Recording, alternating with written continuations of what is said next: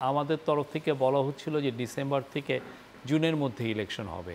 তারপরে প্রফেসর ইউনূস তার জাতির উদ্দেশ্যে ভাষণে স্পষ্টভাবে বললেন যে এপ্রিলের প্রথম 15 দিনের মধ্যে ইলেকশন হবে, যে কোনো দিন এটা, এবং ইলেকশনটা যে ডেটটা ফিক্স করবে হচ্ছে ইলেকশন কমিশন।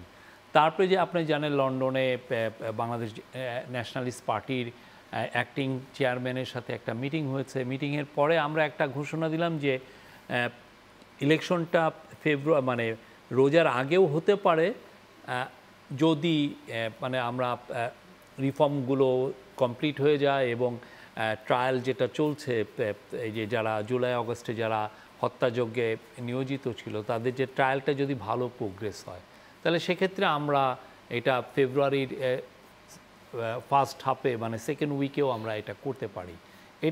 এটা আন্ডারস্ট্যান্ডিং ছিল। আমরা এই জায়গাটাই আছি।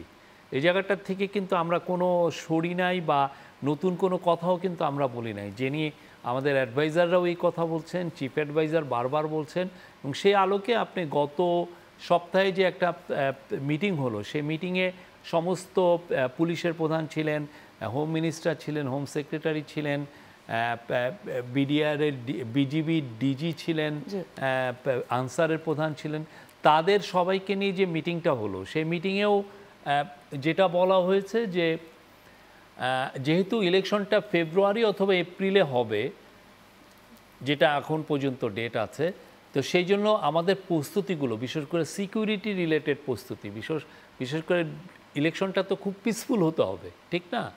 এই পিসফুল শান্তিপূর্ণ ইলেকশন করার জন্য আপনার সিকিউরিটি যে এইটাকে সেফটিটা তো ইনশিওর করতে হবে। সেই জন্য বলা হয়েছে যে ডিসেম্বরের মধ্যে সিকিউরিটি রিলেটেড যত ধরনের প্রস্তুতি আছে সেটা নেওয়ার কথা বলা হয়েছে।